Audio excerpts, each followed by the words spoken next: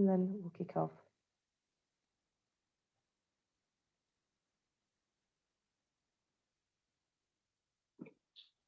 Okay, so let's go. So thank you, everybody, and then welcome. I'm Marcia McFarlane, for those of you who don't know me, and I'm proud to be the newest member of ICAN. I work at Marsh in our newly created digital team. Alongside me today to open today's event is Junior Garbo, who's a co-founder of ACIN. So again, I just want to thank you all today just for joining us to what is actually our first Join ICAN and ACIN Black Lives Matter, the Great Reset event. So let's rewind back to 12 months ago, to that day when we all witnessed the slaying of a Black man in broad daylight. That was a moment of immense sorrow, sadness, but also global solidarity, not just for Black people, but for all people across the world. Over this last 12 months, we have seen a movement and a huge undertaking by the insurance company to ensure that there is a focus and commitment to equality, equity, and inclusion for those who are underrepresented within our industry, and hence why we've called today's session the Great Reset. So I will now hand over to Godwin, who will talk a little bit more about what you can expect from today's event and how we can showcase and highlight the changes and successes that we have seen on what we hope the future will look like. Over to you, Godwin. Sorry, Junior. It's all right. Thanks, Marcia, for the warm opener. For those of you who don't know me, my name is Junior Garba. I am a co-founder here at the ACIN and also a cyber underwriter at Tokyo Marine Kiln. And just to piggyback off what Marcia has just said, it's been a really, really interesting year. And corporations across the world and within our industry, for the first time have really begun to look introspectively and have begun to think about how the complexities of racial injustice is impacting their ethnic minority employees on a day-to-day basis, and also how it impacts their whole entire corporate experience. What we've seen is a certain shift towards bringing ethnic diversity and racial inclusion into the mainstream and towards the forefront of diversity conversations. And I suppose this has really been characterized by, the recognition of ethnic diversity as its own independent work stream with its own dedicated budget and strategy. We've seen the scrutinization of traditional recruiters and the movement towards diverse recruitment agencies. We've seen companies beginning to capture the right metrics around diversity and inclusion and ethnicity. We've seen companies launching employee resource groups and bringing on the right diversity and inclusion personnel. So, at this point in time, we think it's really important for us all to come together as an industry and to think about the good, think about the bad, and think about how we can continue to drive this initiative forward. So with that being said, a few housekeeping rules. We have a Q&A chat function, which is available today. So if you have any questions, please pop them in the chat and we'll ensure that those questions get sent to the moderator. So now we're going to head into two videos.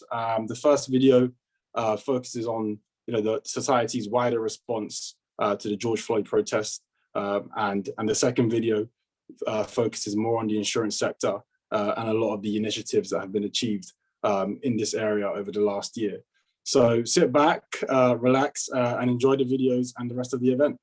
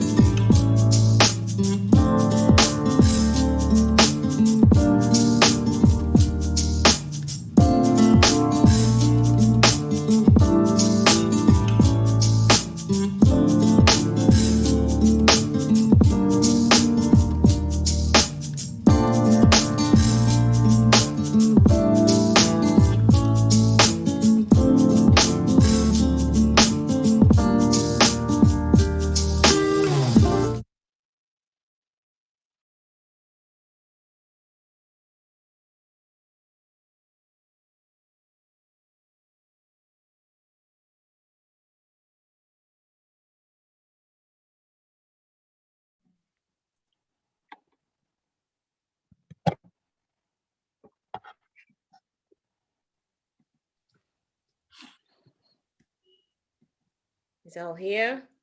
A big warm welcome, everyone. I hope you enjoyed those videos, those snippets of what we've achieved over this last year across the industry. So thank you all for joining during your pandemic time. I know we're all incredibly busy. So thank you all. It's wonderful to be here and to see you all. And before I actually get going, I'm Maxine Goddard, Head of Partnerships at ICAN. And I just want to make a point that I'd like to say all the references you see to BLM are indeed unapologetically little b, little l, little m. We are not affiliated with any political organizations, but we are proud to address the events of the last year. And that's why we're here today. And to look at the blowback on that icky topic of racial bias and racial inclusion and what we're doing within our own industry following the death of George Floyd last year. So what are we doing about it? We always say we need to talk about race and we need to talk about where we are with race now. And so really glad to have today with us Leon Walker, formerly of Lloyd's. He's jumped over to the InsurTech side, so still within the industry. Leon, really glad to have you with us. And we also have another one of our own, Eric Johnson, who's the active underwriter at Victor Insurance, formerly Pioneer Underwriting. Really glad to have you. And to keep us in check here, we've got a Duke on the Fawakan, who's an outsider to the industry, and she will give us her own perspective on how we're doing. And we're thrilled to have Aduke with us today. She's an expert in change and inclusion. She's a public speaker, and she adds a little bit of psychology to inclusion. And we all know a core component of inclusion is understanding our own individual experiences and how that conditions and shapes our own perspectives. So she will likely tell us to stop patting ourselves on the back. Just joking. But please don't judge us too harshly, Aduke, but please do tell us the truth. The title of the event is The Great Reset. Really, it's a pretty bold and brave title. I'm sure ACIN and ICAN, we don't shy away from controversy. We like to push buttons and get you thinking. But there are a lot of reset buttons that need to get moving. So over these last 12 months. So let's start today talking about what's really changed across the industry over the last 12 months. I'm gonna pick on Eric first. because Eric is one of the biggest cheerleaders for inclusion across the industry on a wide range of issues, whether it's LGBTQ plus or gender, much more. You chair the inclusion of Lloyd's boards and you interact with many of the networks across the industry. So on a scale of 1 to 10, Eric, how would you rate our efforts this year on addressing racial bias? On the work from ICAN, ACIN, I would say you've done a fantastic job. So I'd say a 10 out of 10. On the industry side, about what has the industry done, I give ourselves a score of 6, which you might say isn't great. But what I've seen in the past 12 months is companies genuinely starting to think about, not even starting to think about, actually doing things. So it used to be we talked a lot about what we were going to do. What might we do? How could we solve a problem? And I think now companies are actually trying to implement change that's going to have a real impact. But I do think we've got a long way to go. So you've given us a 6 out of 10 of the industry. 6 out of 10. Okay. I'd like those on the call today to think about how you would actually score us. Have we done our homework? Right. So, Eric, have you really noticed a change in attitude, across the industry, really? I mean, let's be honest here. The racial equality agenda in the last months, yes, you've seen lots of proclamations and pledges and voices of support. Is this a tick box and do nothing situation, really? We're getting a score of 6 out of 10. What are your views? Have you really changed our attitudes? So I would say I can speak from three different perspectives. One is I sit on the Insurance Institute of London's nominations committee, and we genuinely have a campaign now to make sure that we have diverse candidate lists, particularly around ethnic diversity, and it's come up at every meeting this year. So I would say that is a real thing that's happening. I joined Victor Syndicate during the pandemic, so I virtually joined from home. And we had a 3-hour Victor leadership call with our CEO leading it, speaking predominantly around ethnic and racial equality and inclusion and what we can do. And actually the big word around targets, metrics was mentioned. We just did a giant exercise working with Marsh, who we're part of, to start collecting ethnicity data on all of our staff using our HR system. So we've actually done stuff there. And then at the inclusion at Lloyd's level, where I'm also involved, what is interesting is you hear other sort of insurance leaders talk about what can I actually do. People are saying, tell me what I can do. So I would say, I think the role that I think is great about ACIN and ICAN is I think you have a unique position to tell the leaders this is something practical that you can actually do. Mm-hmm. Are they listening, or are they seriously bored and fed up? I don't think so. Okay. Yes, this is good to hear, and thank you for telling us that, Eric. Because some of obviously there's obviously different perspectives, and depending on the organization that you're working with. And some people will feel, okay, we need to crank it up a bit more. Others would think, we've done quite a lot, and quite frankly, probably need to tone it down a little bit, all this D&I activism. So very interesting to hear that feedback from you. So what more do you think we should be doing? Because for those who think we're not doing enough, particularly for the board level, their agenda and keeping it on the agenda.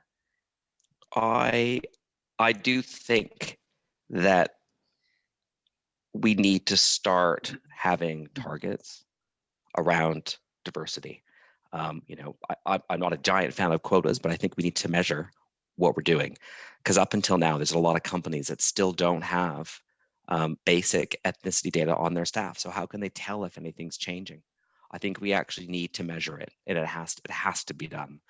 I think we need to focus on recruitment, and I particularly like what your networks do around promoting roles within the industry to diverse candidates, because the talent is out there. And I think about the ICAN role models guide. I've shared that with people and said, you want to find people to join your committee who are diverse? Here's a book full of people who, if you email, will probably join your committee. So there's no excuse. Like, you guys actually have a book of people that you can go to get diverse talent. And then I also think that we need to talk about sort of mentoring, but whether it's mentoring, coaching, I think a lot about, confidence. So, putting yourself out there. So you have to put yourself out there. But not everybody has that same level of confidence to go and do it. So how do we encourage people to actually to do that? What coaching do they need? Because I'm a really outgoing person. I like to talk, hence I'm on this panel. So, but not everyone has that. And so how do you help people develop a network, right? How do you help people develop a network? And actually, I think what's really cool about the work that your groups have done is you're starting to build that network. Right?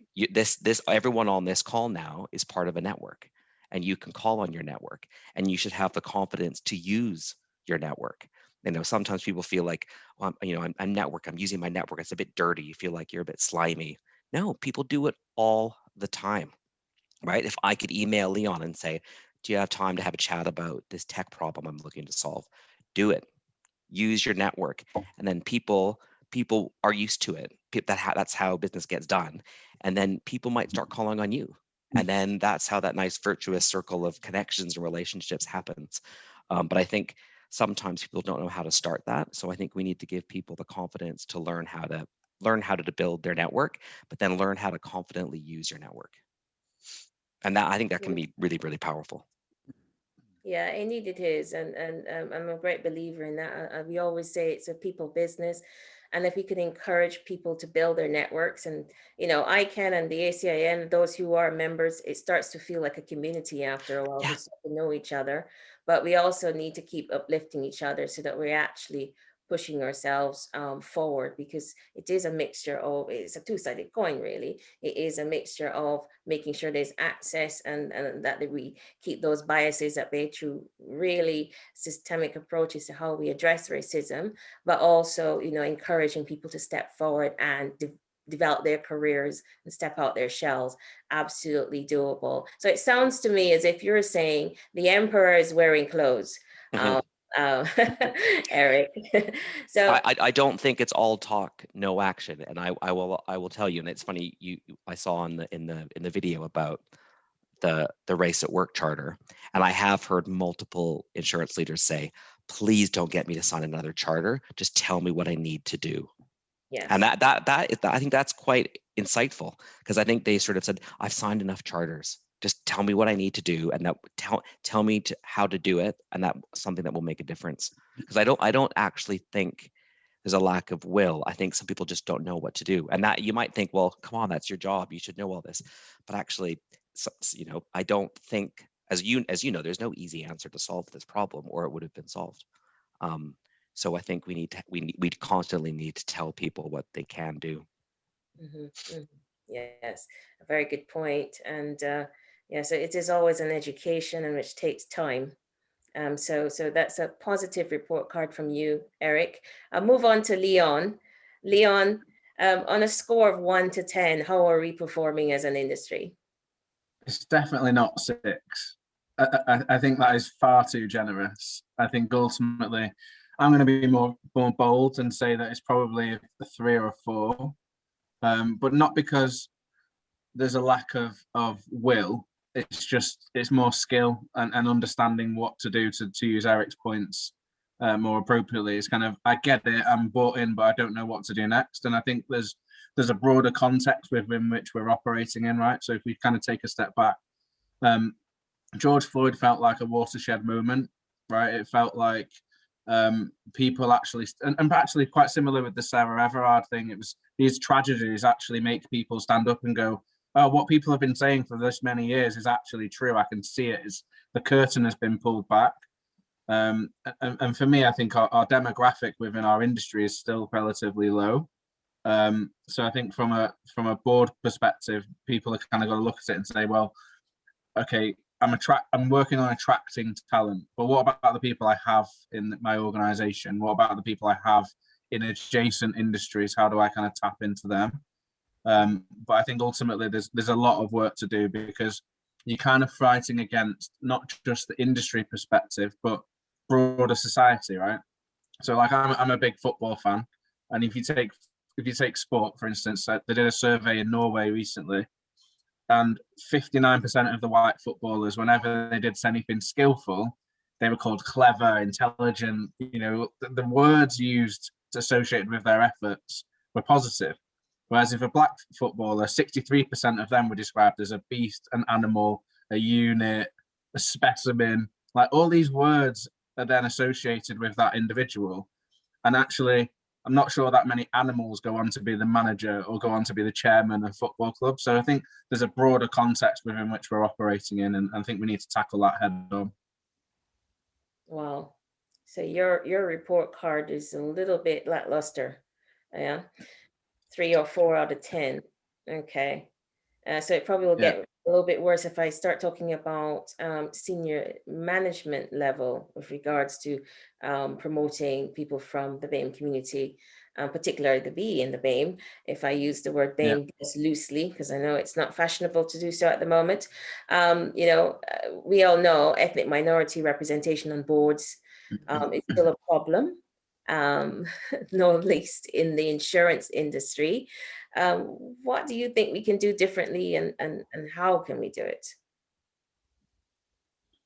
Well, I think ultimately you kind of got to look at it like the PRA and FCA have come out for a full front on this and said, we want to see change. Organizations think it's really important to connect to their customer base. They say it all the time. We want to reflect our customers. But what we've done really well in the industry is effectively replace middle-class white men with middle-class white women that they would naturally marry, and then wondered why we've not changed the status quo. And I think that ultimately what we're looking for is diversity of thought, and actually not just diversity of thought, but when these people come in, that there is an openness to their different perspective. There is an openness to their different view of the world, and they're allowed to have a different view. Like, we all saw what happened to the BBC News presenter Naga Munchetti when she gave a view of what Donald Trump said about, well, these women should go back to their own countries. And she said, well, in my experience, when anyone said that, there's been a racist undertone, and the BBC slaps her on the wrist in front of the whole nation. And I think, again, we kind of have that in the industry as well, where we can say, come in, but you actually need to fit these train tracks that have worked really well for 300 years. Wherever you come from, just act like everybody else and you'll be okay. So I think there's kind of a huge challenge there from a perspective of a senior leadership team. I think also one of the challenges, again, is that companies, to Eric's point, survey staff and then stop. They don't really know what to do next. They have no clue what to do next. And I think the ACIN and ICAN are really good at helping you find that talent and orientate it. So when I came down from Manchester, hence the accent, these things didn't exist. I couldn't walk into the old library and do an ACIN event where there's 100 black people. It was quite an emotional experience for me, the first kickoff event that ACIN had, because I'd never been in a room like that. And I don't mean in corporate world, I mean in my life, never been in a world like that.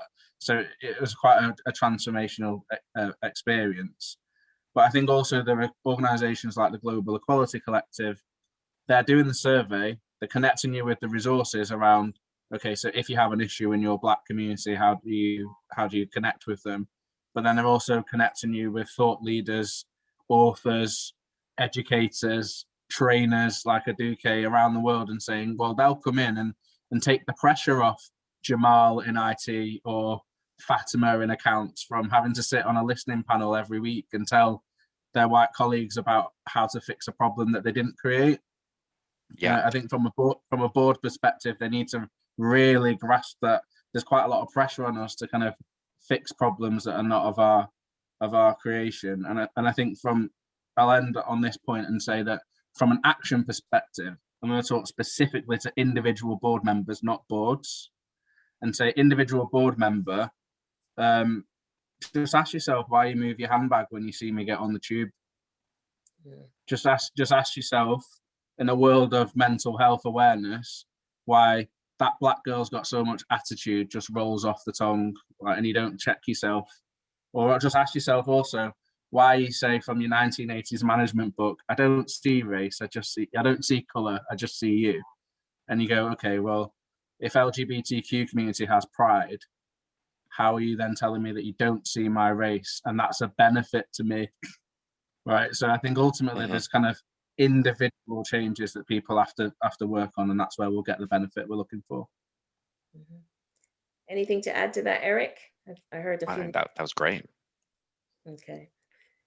And then on that same line, Leon, so quite often we're told, we don't know where to find the talent. And there's an increasing amount of effort placed in recruitment at the moment. And we do see it, particularly at the early careers side. So apprentices, interns, and certainly graduates. That sounds like a real two-generational almost process. What are your views when you hear, or your feelings when you hear, we don't know where to find the talent? Because it is still, to this day, to this moment, still said that way at the senior board, senior management level when trying to discuss, how do we get people from ethnic minorities, particularly those of the Black variety, in senior leadership positions? Sure. I think from a personal perspective, I just don't feel that we're bold enough on both sides of this challenge. If there's a kind of an incumbent problem and then a new entrant problem, I think from the incumbent side, really they don't know, other than if it wasn't for ACIN, if it wasn't for ICAN, if it wasn't for the charters, they wouldn't know where to start, and that's okay. Like, it's you've got to start somewhere, and it does take time. I don't think, whilst I'm incredibly impatient, I think ultimately there is a start being made, and we can recognize that, and we can applaud what's been done. But I'd actually like to take this question from a slightly different angle, if you don't mind, because I think that if we talk about the Black community, our challenge is twofold, right? We've all listened to Eric Thomas and What's Your Why and Tony Robbins and all these motivational speakers about, why are you trying to do this stuff? And we get really excited, and then we get into the workplace and we go, right, I'm really motivated. I have no idea what to do next. And I think a lot of it is because our why is because we're trying to show our parents or our grandparents that we can do what they can do, but better. And there's no other foundation to it. So why are we trying to go into an organization that's 100 years old and say, why aren't you making me CEO? If we really backed ourselves, we'd start our own organizations and make them last for 100 years. That's what I'm looking for. So the next generation, if I'm saying to you guys, well, this whole work twice as hard mentality that we were sent off to work with, that's not got us any further. We had 400 years of being told work twice as hard and you'll be okay, and that's not got us anywhere. We still save 20 pence in every pound versus a white household. We're still 10 times more likely to be stop and searched, right? We're still 2 times more likely to be viewed as a shoplifter. Like, these things are not getting us anywhere. So what I think will move the dial is that there's podcasts on it, No Brown in Town, there's others. How do we effectively use the senior leaders like myself, like the people on the call, like you, Maxine, like these networks, and use the people that are embedded and senior in the industry as a foundation to start our own organizations? We know there's a massive growth in MGAs. We know that the syndicate in a box is a great opportunity. We'll help you find the capital. We'll help you find the lawyers, the investment bankers. That's our job as senior leaders. But your job is to build the house. We're the foundation. We've done our graft. Now you need to build and start our own organizations, because ultimately we need you to start your own businesses. I don't want you to be asking why you're not CEO of Marsh. No disrespect to Marsh, but I need you to be looking at Marsh and saying, I'm going to create a new Marsh, and I'm going to make it look like an organization that I want to work with. Super diverse, incredibly talented people from every background. I don't care if they're blue, green, whatever. I just want the most successful organization, and I've built it myself. And then you'll find that you don't have a problem with recruitment in the industry, because you'll have a track record of Black people building businesses left, right, and center. Can I ask a question, Leon? I'm going to interrupt. Is there anything in that you've come across, Leon, around sort of, I'm like, angel investors, and I mention it because partner is part of a group, and it's got the most cringeworthy name, I will say. It's called the Gay Angels, but it literally is an LGBT focused investment fund funded by, you know, people and businesses that then you can pitch your business to, your business idea, and they will invest in you and then mentor your business. Is that something that you've ever seen in the Black community in the UK? I think that so I've been working a little bit with David Lammy MP on something that he's building around that, and I think ultimately I think there's no clear path to that. The focus has been very much on raise awareness, focus on recruitment, focus on embedding us in organizations and breaking glass ceilings, and that's appropriate. That's like a generational thing. But I just think I want to challenge everyone on this call. I want to challenge everyone in the next generation to me, i.e. the ones that still have good heads of hair, that you guys need to be targeting starting your own. I don't mean target becoming the next CEO of X. I mean target your own business, and we'll help you. If there's nothing created, Eric, I think we should create that. Thank you both. Obviously, two opposing views, probably meeting somewhere in the middle on some points. It's interesting, and for the audience, you know, I hope that you're hearing the different perspectives on how we're doing, and drawing your own conclusions and revising your own number in your head on how we're doing. Within your own organizations, think about what's been done over the last year or more, or even sooner. Some of you are very new to the game in terms of being active in this space, and seeing how you can improve racial bias within your own organizations, because it's real and it exists and you can't be impartial about it. So be interesting to have conversations and see in the chat what your thoughts are on how you're doing within your own organization, as well as how you perceive the industry. So thank you both for that. Now to the lovely Aduke. Now you've heard the report cards, and you're the outsider looking in. It'd be great to hear from you, you know, which industries are really making strides over the last 12 months. You know, what can we be doing? Who should we be watching? It'd be great to hear your perspective. Well, thank you, Maxine. And I must say, I completely agree with both gentlemen. I can see Eric's point. I can get Leon, and Leon was like, yes, speaking such truth to power, like, yes. I completely agree. I don't really think there is any industry that I can certainly say, oh, here is a gold standard. You know, I think you have different bubbles of activities across the industries, and there might be certain organizations who are doing well today, and then tomorrow they follow. So it's really tricky. You know, I tend to avoid naming names to say this is a gold standard, because the landscape just changes very, very quickly. What I will say though is, I worked as a project manager for a good 10 years, working with, you know, quite multinational organizations doing complex, expensive IT change. And I never sat in any room where anybody said, oh, we know what we are doing, you know, and so therefore we're going to just deploy this new system across all our countries and all will be well. Every conversation starts with, we have no idea what we're doing. Hence why we're going to go and bring Tata or somebody in to do it for us. So it does unnerve me a little bit when I hear leaders say, tell me what to do. I'm just waiting for you to. I mean, you wouldn't do this with your change management framework across the organization. You wouldn't, your customer strategy wouldn't be, tell me what to do. You're not relying on external resources. You're proactively bringing people together, trying to solve the problem. So this is the first sort of thing that I see for organizations that are maturing this industry, is being proactive about it and using a standard change management framework, the way you would bring people together, elect some champions, resource it properly, measure change. I love what you said about in your little video, what gets measured gets done. That's the psychology of change, whether you're moving from floor A to floor B, or you're trying to change the culture of your organization. So it becomes tricky because leaders are saying the right things, and you're hearing all of these amazing statements, and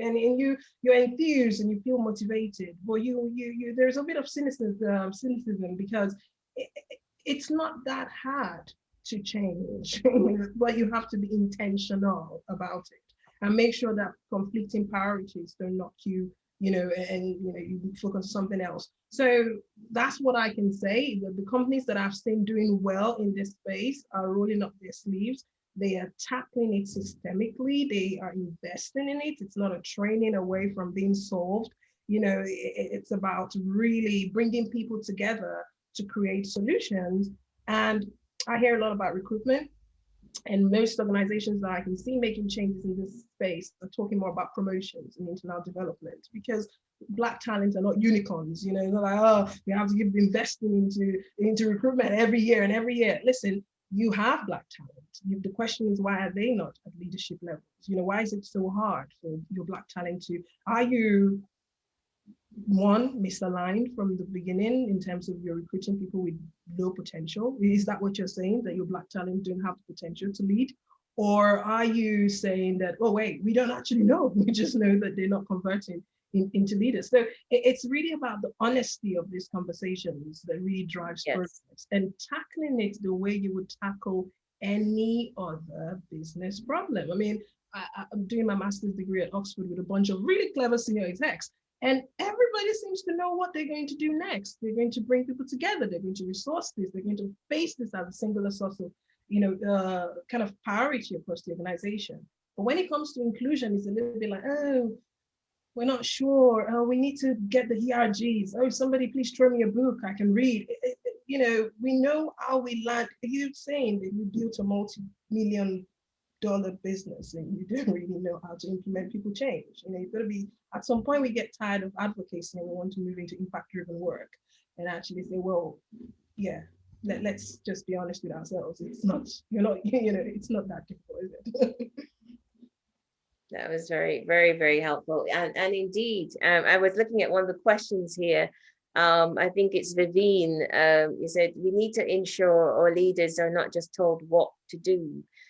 They actually need the tools and the skills. And you mentioned honesty in your conversation just now. It needs to come from within. And we find that the leaders, they go through the motion because they've been told what to do by the D&I leaders and the HR folks. At least that's how it appears within the industry. So it's an interesting one. How do we get to the point where they're actually live this? It's demonstrable leadership, and they know how to recruit, rather than just being told what to do.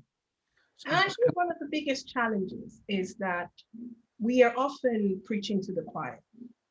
We are on this call, I'm a D&I person, as I've been called several times, Leon, Eric, we are on the right side of the fence, but this is about bringing power into the context of the conversation, because power is a critical driver of change. It's not just passion that makes things happen. Power has a place, and it's whether or not we can, put a little more pressure on our leaders wherever we can to actually start to bring power into the conversation, so that it's not me and Eric and Leon coming to talk next time. Maybe it's the people on the boards telling us why nobody else can get in.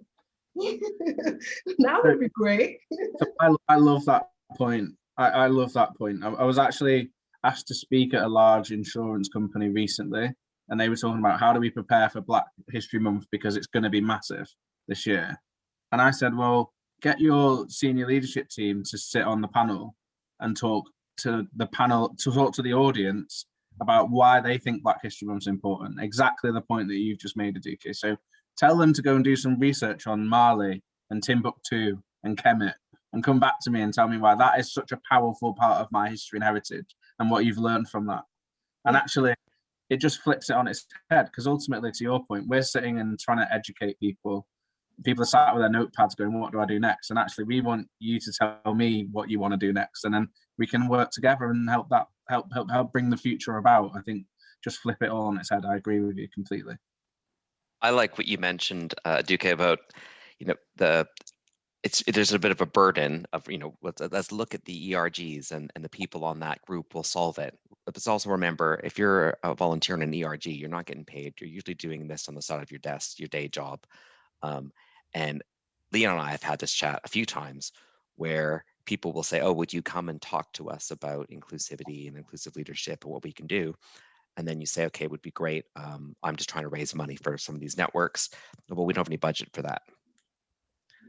Because you want to do a giant, you want to do a giant culture change program, because that's what you said. This is a change program, and normally you'd have, project management, all the like risk registers and all this stuff, and there would be, guess what? There'd be budget. So you're trying to change your corporate culture without spending any money. Okay, yeah, that's probably not going to happen. And it's really interesting, and it's one of these areas that you think, somehow the burden will fall on, and it is great that ACIN and ICAN are there, but again, you're all volunteers. You do this because you care, but you can't do it all. Yes, we're all volunteers. Yes, and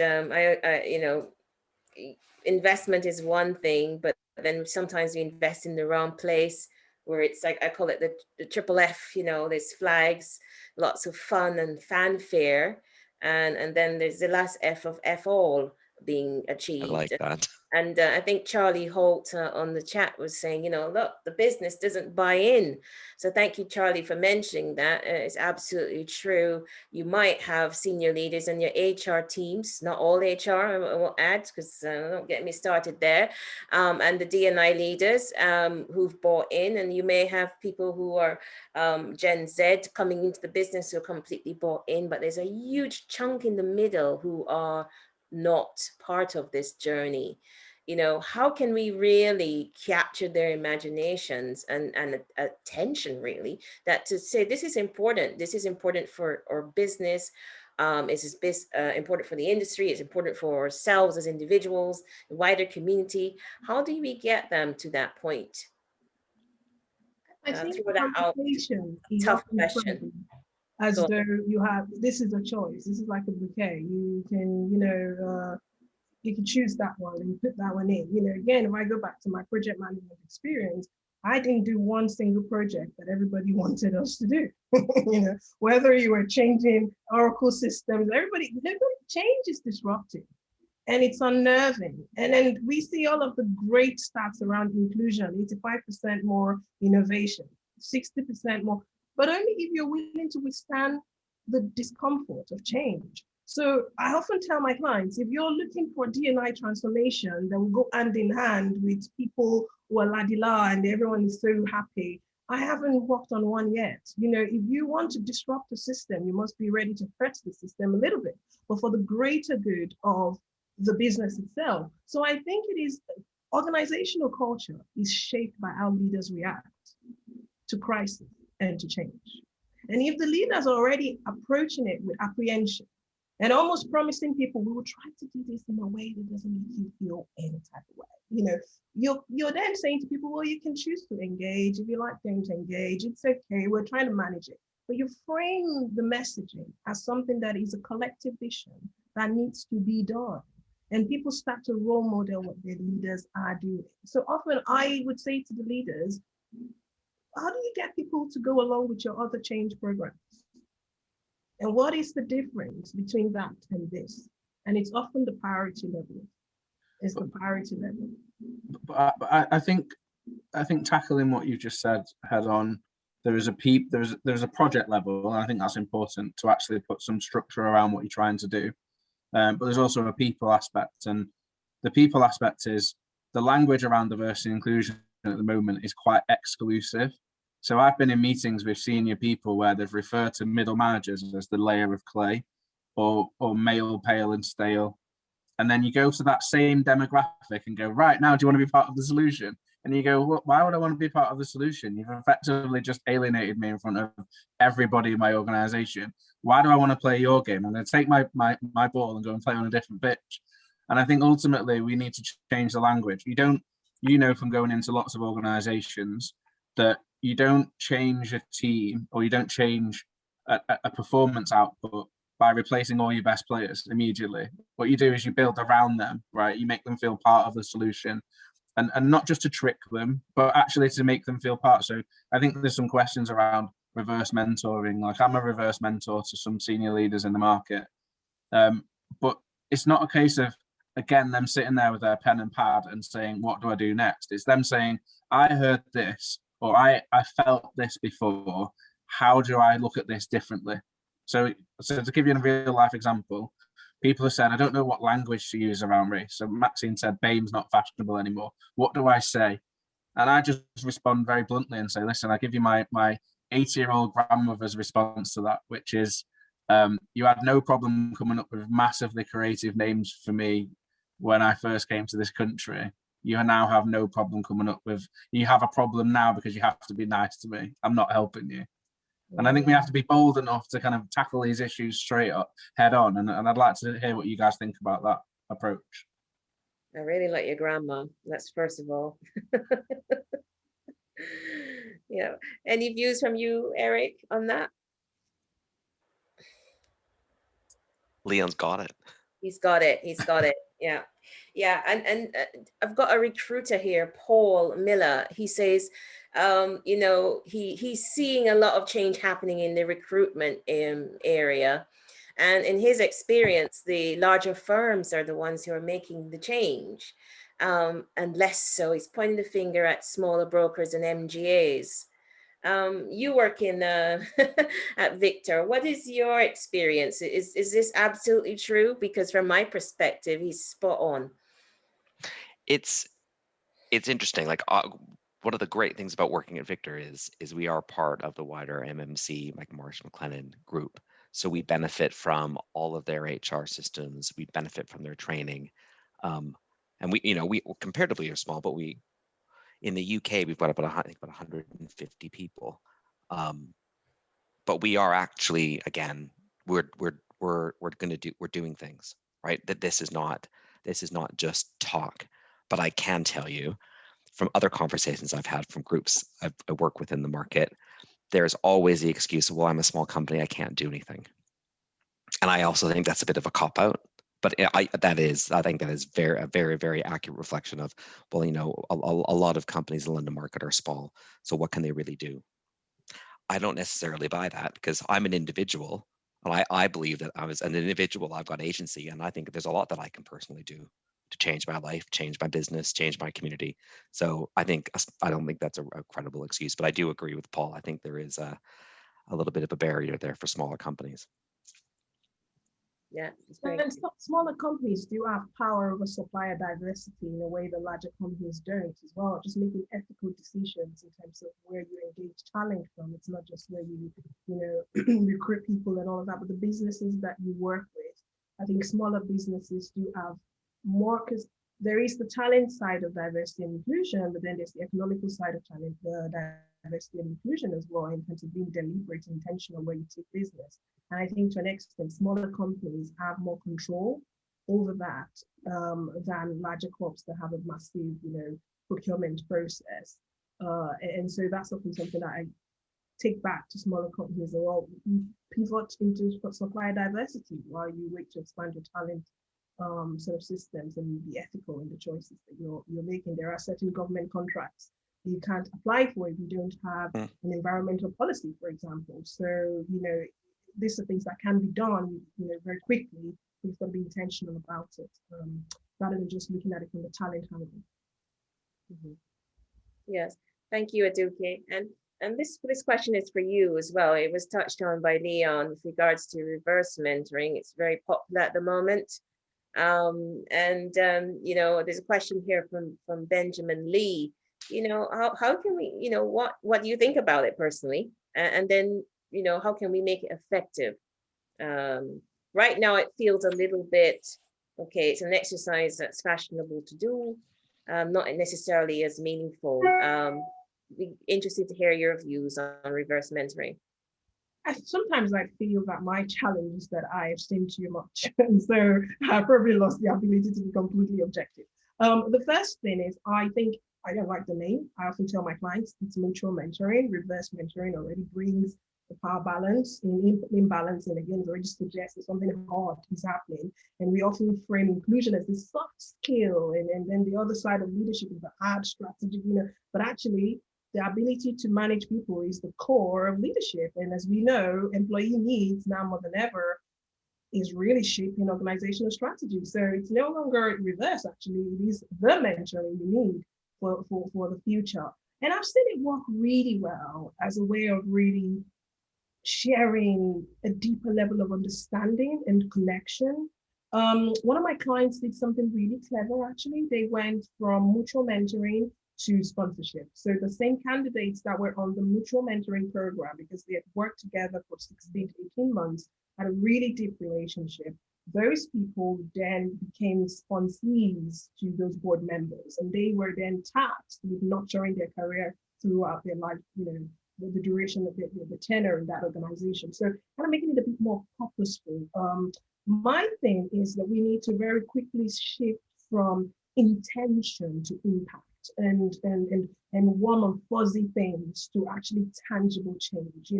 Being in the industry, as a barrister, you can have all of the great intentions until someone throws you an opportunity. So it's really about overlapping that need to know what's it like for the others with actually what can we do. And I love when Eric said we need to be a bit more purposeful with having targets, or at least commitments. And so I'm going to share my experiences with you. We're going to have a wonderful mentor relationship. However, what I actually want to become is this, that. We should welcome ambition. We shouldn't be shocked by ambition in underrepresented communities. We should expect it. ERG leadership, loads of passionate people who are doing their absolute best. That's not even part of their performance reviews. So it's literally like this equity wasted. So for me, there are leaders on the call. It's about really just impactful work, tangible difference. And a company that I can use as an example is actually Google, because they had a big challenge where they said, well, our talent pipelines are low. And 6 years, intentional activities, they kind of moved to dive a little bit. So I would encourage more impact. Nice and fuzzy things really pave way to transformation. Is my sort of experience with this. Yes, very, very true. Very, very true. I'm just conscious of time because we're going to have to wrap up soon. But just for you, Aduke, it's one that comes up every time on every D&I event, and that's to do with unconscious bias. Yeah. Now, obviously, we would have heard Bill, the CEO, chair of KPMG, and how he misspoke about it. It was a load of crap, that sort of thing. Interesting to get your perspective. I think it's real. Unconscious, any human being will be lying if they say there is no such thing as unconscious bias. Matter of fact, there is a fine line between heuristics and bias, because the way we know how to run our days and be human is almost the way we think. What I think we need to do, and certainly what I've been doing with my clients and in some of my research, is move to decision-making maturity. A lot of managers don't know how to make decisions. So, it is the mechanisms of effective decision-making, understanding what your organization's goals are and how you align your behaviors with those goals. So unconscious bias training, and I have delivered so many of those trainings, and research shows it lasts about 6 months. Because under pressure, day-to-day challenges of life, we go back to our childhood, what we live in. So what I think is actually understanding bias in decision-making and offering line managers, especially the lovely middle line managers who interact with people day in, day out, with the skill set to make decisions, to make choices that promote more inclusion, to look at the way they promote staff, how they distribute responsibilities and power, a little bit more systemically, so that it drives effective outcomes, and so I'm not saying don't do unconscious bias training, but make it a bit more purposeful again, and try to give people, once they get into that heightened state of awareness that they may be biased, a way to make better decisions. There is a gap between bias and discrimination, but a lot of leaders don't know how to plug that gap. What do I do in that moment when my bias plays up before I do something else? And I think if we can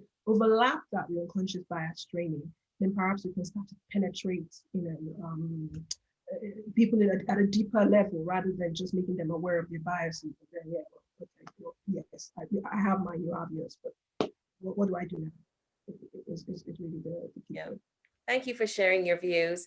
I certainly could probably write a thesis on mine, but I will spare the audience that. But certainly I would say on the unconscious bias training that is pervasive across the industry, it's quite often mandatory for some of the organizations. You know, it was never intended to solve the world's problems. It was about making you aware that it exists. Yeah, it is not going to solve the problems of racial or any kind of bias.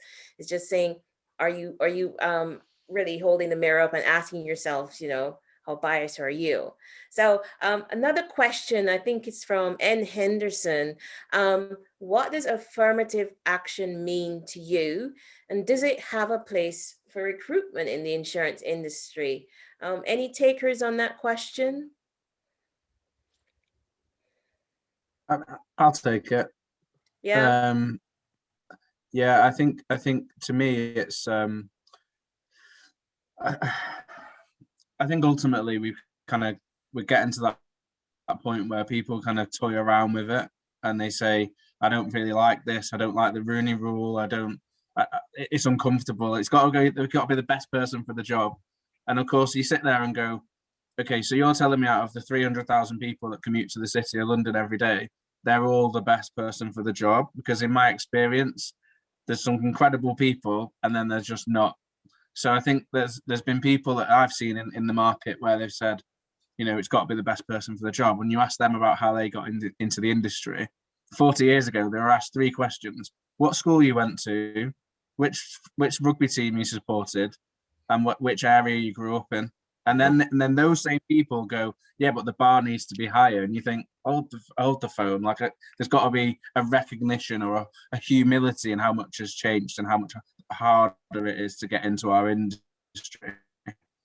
I'm for affirmative action in some respects, but again, I'm probably less passionate about it than I am about us just saying, well, actually, screw this, we'll just start our own companies. Yeah, it's a topic that, you know, it is an emotional topic as well, right? It does provoke the thinking. And, you know, I find that, you know, we talk about targets and we talk about indices. This is the recent one I heard. I'm not saying which company, and all sorts of frameworks and models so that, you know, we move forward. But many people would think that's the wrong route to go as well. So it is a very interesting debate. How do we, you know, really try to move it forward? Affirmative action is very, very interesting, as you all know. So really, really good to hear your views on that, Leon, in answering the question for Henderson. I'm conscious of time. You know, I'll take one more question. Shall I take some, let's see here. It's saying from Felix, you know, IT and claims seem to be quite diverse areas of the industry, you know, versus, you know, other areas, of course. I think finance might be included in there. And what is your experience of this, you know, for those even like less diverse areas? How do we change it? It's quite a broad question, Felix. I think Felix is right. Like I come from Canada, and different cultural and ethnic challenges that we face. But I remember when I moved to London, which is a really diverse city, and then when I joined the London market, it was really shocking how there was a massive lack of diversity, especially racial diversity. But then when you look and you think, okay, claims, IT, operations, actuarial, finance, you know, that's where you're allowed to go. And all the client facing underwriters and brokers are all usually white guys. And I don't know why that is. It is definitely real. And maybe this is a question for Leon, like, is it good from your own personal experience? What was your take? Because I know I'm an out gay guy, and I know that there have been like, well, there's not enough out gay, you know, underwriters, senior underwriters or senior brokers. And I couldn't tell you why that is. And I got my own sort of theories, but I don't know from a ethnicity lens what might be driving that. I think ultimately people that phrase that people deal with people that look like them. Yeah. That holds. And if you think about the London market, predominantly they've gone to they've basically stuck on their Hermes tie and gone out into the far reaches of the world and said, this is how you do it. Actually, Yeah. I understand you have your own local market, but we do it better. So then therefore they're kind of speaking to themselves in all these different countries. I work in tech now, so I have a completely different perspective on this. And actually the people that do, I think the funnel for the insurance industry is relatively narrow to get into it. But once you're in it, you can do lots of things. Whereas in tech, the funnel is really wide, but then once you're in it, it's harder to move. So for instance, you come to write JavaScript and then 3 years later they go, you say, I want to do sales. And they're like, no, you need to do JavaScript. That's what you came for. So I think it all flips on its head. And I think it's changing. I think ACIN, I think ICAN, I think all these people are showing the market that people can do a variety of roles. You don't have to be, you don't have to look a certain way or act a certain way. And working from home helps as well, because I don't need to fit the mold. I can actually, you're in my house, right? You can kind of see how I live. You can be a bit more of yourself, and people want to see more authenticity in business dealings going forward, not just a caricature of how you do business. One of the interesting things is, when I joined Victor, my boss has these things called Victor Circles, where we bring together all the senior underwriters around the world on a product line. And for me, it was the most diverse group of Black female senior underwriters I've ever seen, because I've never seen that in London. And I would say out of the 12 people, 6 of them were women, 5 of them were women of color. Where have you seen that in the London market, Maxine? Have you seen that before? No, haven't. and granted, this was coming together like ladies that have lunch, but not hi Tenny. So definitely not. Thank you for that, Eric, and really appreciate all your views. Obviously, we're packing it into just 50 minutes, and not easy to do because there's so much to say, but certainly there's lots of green shoots happening. Thank you for your own assessments of how we're doing, our report card. Some of the audience have put their own views on how we're doing. Some of them thought you were quite generous, Vic, and Eric, and Leon probably a bit harsh. But whatever your perspective, I'm not to quote the Queen, but we all have different recollection of events, and so so yes, we have much more work to do. I think that's the underlying conclusion. For gender, I think they said it'll take 100 years to get parity. So, on race and ethnicity, that might be another 150 years, who knows? So we need to really get stuck in, roll up our sleeves and get going. So thank you all for joining us. There is another section. My colleague from ICAN, Kishan, will do a wrap up, and you will see more from us on the video. So thank you all for joining us, and signing out for me. Thank you, Aduke, Eric, and Leon, for your wonderful contributions. I just want to say thank you for everyone who's joined us. I hope you found it an informative and insightful discussion. I also want to thank again our panelists, and please keep a lookout for any forthcoming events that ICAN and ACIN have got. We've both got websites. Please join if you're already not a member. Please come and join us. This video will be posted on the ICAN YouTube channel, that we've got. And I think all that remains for me is to introduce a video from a very talented young man called Ryan Hines, who is a spoken word artist who has specially commissioned a piece in relation to BLM. So please stick around, watch it, and yeah, thank you so much again for coming.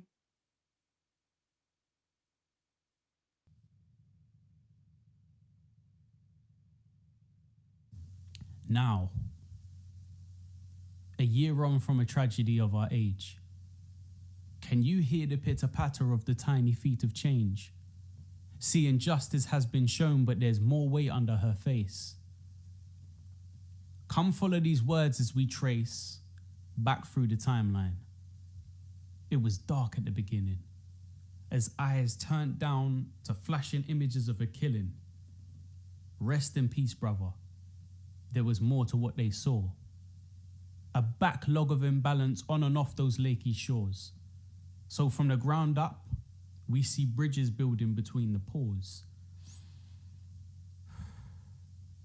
Begin to breathe. We feel it in our gut, and so we speak. The things which were hidden can be seen, our melanin no mellow meme. But there's much more to unfold. But for the time being, let's look into the minds finding gold. The young grads saying ICAN in the industry we behold. An assurance in insurance. Could we ensure a future for the multicultural currents? I wonder. Aside from the feelings, it's good we start with the numbers, because 10% is telling. Insurance Post in Zurich took some steps to that endeavor, but it's more than cute and clever.